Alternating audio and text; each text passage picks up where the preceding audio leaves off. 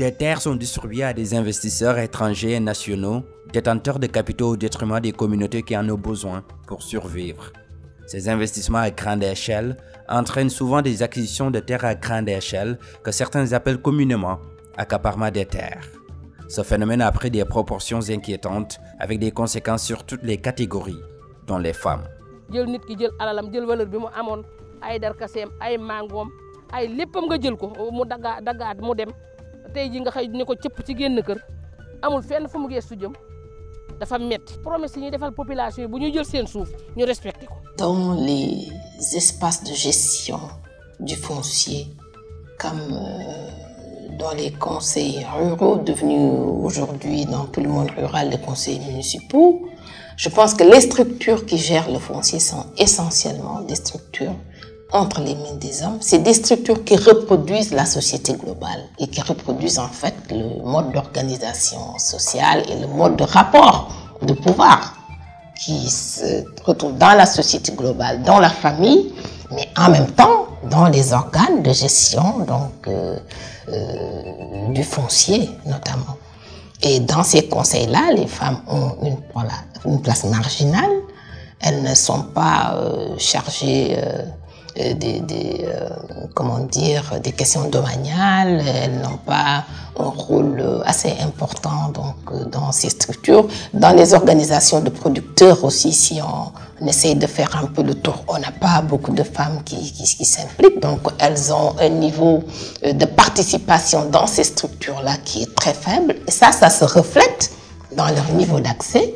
Et ça se reflète donc dans leur capacité de contrôle du foncier et dans leur capacité de mise en valeur. Devant une telle situation, les femmes s'attellent à faire entendre leur voix et certaines se sont illustrées par leur engagement. Les zones dans lesquelles nous avons vu qu'il y avait un niveau d'accès au foncier assez important, c'est-à-dire dans la zone des Niayes et dans la zone de la vallée du fleuve Sénégal, mais c'est des zones dans lesquelles il y a une bonne dynamique associative des femmes. C'est des femmes qui ont en général bénéficié d'un encadrement, qui ont bénéficié de formations, qui sont engagées au niveau de la vie politique locale et qui donc ont une capacité, un leadership qui fait qu'elles sont aussi impliquées dans le conseil rural, donc le conseil municipal et forcément donc elles sont là quand les choses se décident. Darou Khoudoss, une commune située dans les Niayes à 85 km de Dakar, est devenue aujourd'hui une zone quasi industrielle. Le rétrécissement de l'espace agricole au profit de l'industrialisation a plongé les femmes dans une situation économique morose. C'est dans ce contexte qu'une femme s'est distinguée par son engagement à faire face à cela. Adja Aïda Cissé. Cette dame d'une soixantaine d'années était déjà une actrice de développement. Sachant qu'elle fait face à des enjeux majeurs, sa stratégie ici était d'abord de créer des groupements de promotion économique et de les fédérer. Ainsi, elle a pu insuffler une dynamique en tant que présidente. Le développement d'autres activités économiques et la solidarité entre les membres ont permis aux femmes d'engager un processus d'autonomisation. Adja Aïda Cissé a réussi à faire l'unanimité autour de sa personne, ce qui lui a facilité l'accès aux instances de prise de décision, conseillère rurale, durant 5 mandats.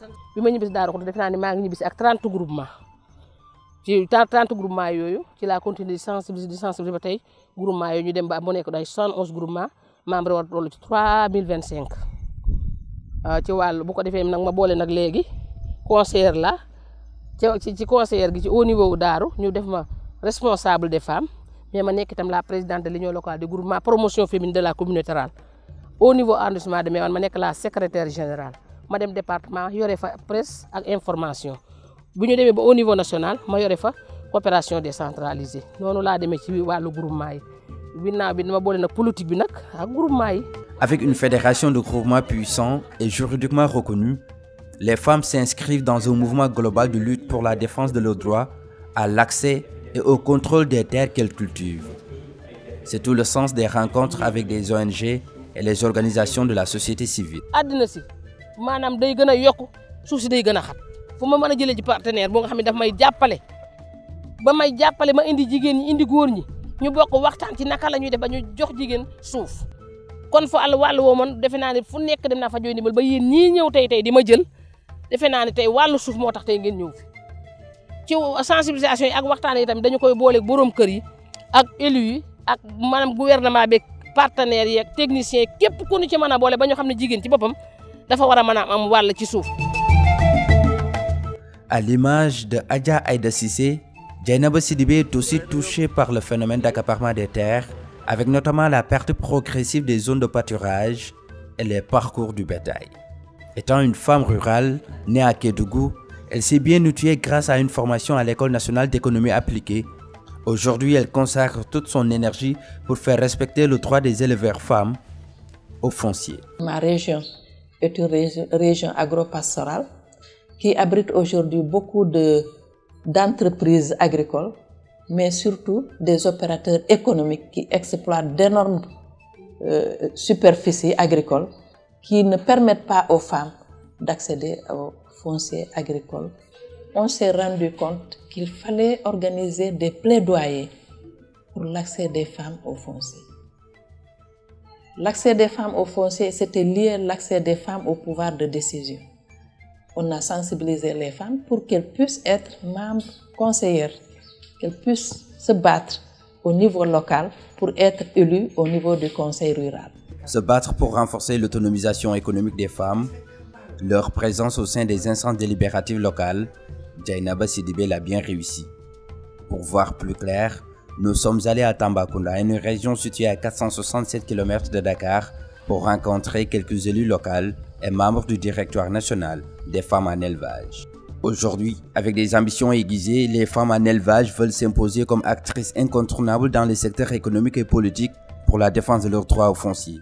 Man maa nekkoon deuxième vice-président kon sama président lépp loo xamante ne da ko doon def dama ciy fekk dama doon kaas kii yor suuf si ñu ne kooku jigéen lay doon ñu kaas ko sama xarit la moo nekkoon président domanial. bu ñu demee di délibéré bu ñu toogee bu ñu commencé ay délibéré ñaari enveloppe ak ñett yooyu dinañ wax ne pourquoi jigéen yi duñu am man ak benn jigéen mu ngi tudd Aïssa Dansouba ñun ñooy kaas. Adja nekk koo xam ne aussi ku am vision def nañ formation boo xam ne bu ñu wayalee soow bi ak ñi xam ne pour affaire suuf si fu ñu mën a jaar pour am jigéen élevage yi pour ñu am suuf. dañuy courage suñu jigéen ñi nga xamante ne ñoo nekk ci àll bi ñun sax ci àll lañ ne mais tane nañ am na ñoo xam ne ñoo leen tane dañuy dem ba ci àll ba di waxtaan ak ñoom il faut que ñu jéem a góorgóorlu ñu bokk fi ñuy nosee waaw soo bëggee bokk il faut nga bokk foofu dañ leen koy wax souvent déjà bii passé ni conseil bii passé am nañ 3 femmes yoo xamante ne ci àll bi lañ ne. Certes, des succès sont notés dans leur combat. Par contre, elles sont conscientes qu'il reste encore du chemin à faire. La problématique de la réforme foncière, nous sommes en train de faire des plaidoyers.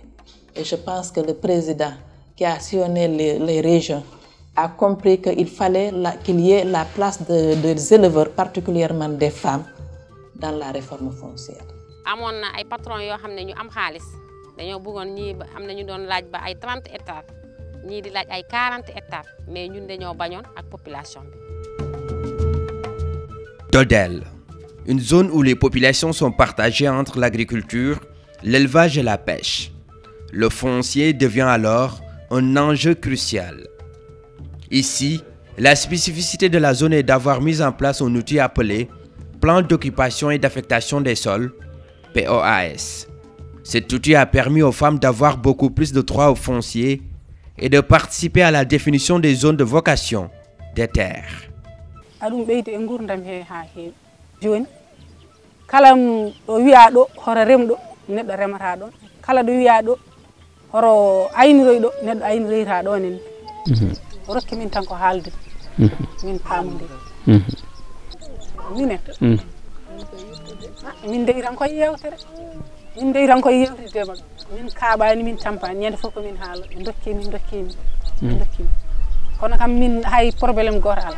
POAS o nde fewndete nde tafa ko e nder gure tafa e nder zone uji rewɓe ne tawtore sukaɓe ne tawtore worɓe ne tawtore miijoji maɓɓe ƴetta e on saaha yimɓe mbaɗi hen base ɓe mbawi fewnude ko wiyete ko POAS ko ɗum saabi rewɓe ɓe e sukaɓe ɓe foof jogui doole e nder leydi ndi nde tawno nde POAS o taguete nde ko aɓe jeeya e tagɓe POAS o aɓe jeeyadade dariɓe ha POAS o woodi wawi wodde e nder commune mo Dodel.